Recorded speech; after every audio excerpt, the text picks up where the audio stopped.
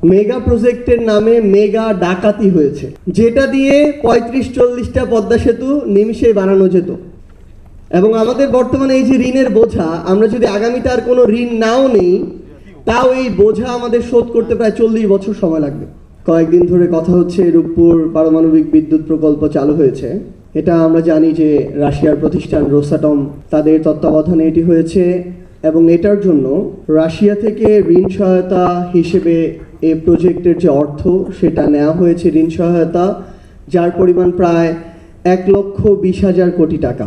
এবং ইউএস ভিত্তিক website global defence Corp তারা তাদের পরিসংখ্যানে বলছে যে এই যে ১,২০,০০০ কোটি টাকার প্রজেক্ট, এই প্রজেক্টটা করতে টিউলিপ সিদ্দিকীকে সামনে রেখে, একজন নেগোশিয়েটর হিসেবে রেখে, টিউলিপ সিদ্দিকী, শেখ রেহানা, সজীব ওয়াজেদ জয় এবং শেখ হাসিনা, এই সিন্ডিকেট শুধু একটা প্রজেক্ট থেকে ৫০,০০০ কোটি টাকা কমিশন নিয়েছে, যেগুলো মালয়েশিয়ার বিভিন্ন ব্যাংকের মাধ্যমে বিদেশে বিভিন্নভাবে পাচার করে নেওয়া হয়েছে।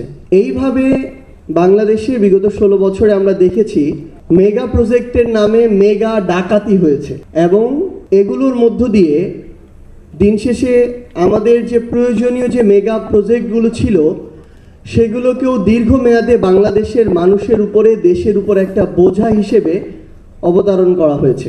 ঘটনা ২, আমরা আদানি নিয়ে একটা বিশাল আলোচনা আমরা দেখেছি কিছুদিন আগে, কয়েক বছর আগে, যাকে নরেন্দ্র মোদীর কেশিয়ার বলা হয়। তো আমরা দেখলাম যে আদানির সাথে বাংলাদেশের একটা চুক্তি হলো। ভারতের বিখ্যাত সাংবাদিক পরাঞ্জয় গুহ ঠাকুরতা তিনি তার একটা লেখায় বলছেন যে এই যে চুক্তিটা হলো বাংলাদেশের সাথে আদানির, এটা যতটা না বাংলাদেশের জন্য অতি জরুরি, তার চেয়ে বেশি হচ্ছে মোদীকে খুশি করার চুক্তি, এবং তার চেয়ে বেশি হচ্ছে শেখ হাসিনা বাংলাদেশের ক্ষমতায় টিকে থাকবে, এই টিকে থাকার ফিটা আদানির মাধ্যমে মোদীকে পাঠানো হতো, যেটার আরেকটা নাম ছিল ক্যাপাসিটি চার্জ। আপনি তার বিদ্যুৎ ক্রয় করেন আর না করেন, প্রতি বছর আপনাকে $450 মিলিয়ন তাকে আপনার ক্যাপাসিটি চার্জ দিতে হতো।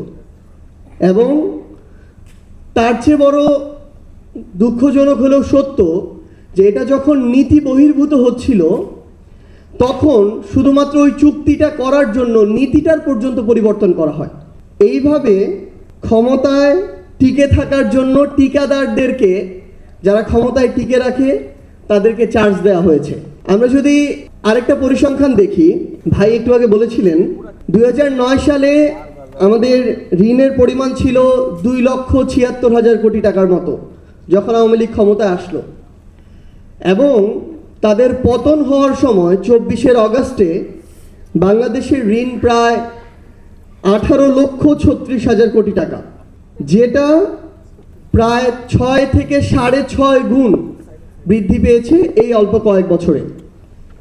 এবং আমাদের বর্তমানে এই যে ঋণের বোঝা, আমরা যদি আগামীতে আর কোনো ঋণ নাও নেই, তাও এই বোঝা আমাদের শোধ করতে প্রায় ৪০ বছর সময় লাগবে। এবং বাংলাদেশে একটা সদ্য জন্ম নেওয়া শিশু, তার মাথায়ও প্রায় ১.৫ লক্ষ টাকার ঋণ চাপিয়ে দেওয়া হয়েছে। আরেকটা ঘটনার দিকে যদি আমরা লক্ষ্য করি, আরেকটা পরিসংখ্যান, পাচার নামক লুটপাট। আমাদের বিগত ১৬-১৭ বছরের এই ফ্যাসিস্ট রেজিম তাদের সময়ে পাচার করেছে প্রায় ১১ লক্ষ কোটি টাকা, যেটা দিয়ে ৩৫-৪০টা পদ্মা সেতু নিমিষেই বানানো যেত। যেই পদ্মা সেতু নিয়ে এত গৌরব, সেখানেও প্রায় 30-40% টাকা তারা লুটপাট করেছে। আমরা দেখলাম সেই শেখ হাসিনা গর্বের সাথে নির্লজ্জভাবে বলছে যে তার পিয়নেরই প্রায় ৪০০ কোটি টাকা আছে। অর্থাৎ একজন পিয়ন কতটা লুটপাট করলে সে ৪০০ কোটি টাকার মালিক হতে পারে। তাদের ভূমিমন্ত্রী সাইফুজ্জামান, তার শুধু লন্ডনে বাড়ি ছিল ৩৬০টা।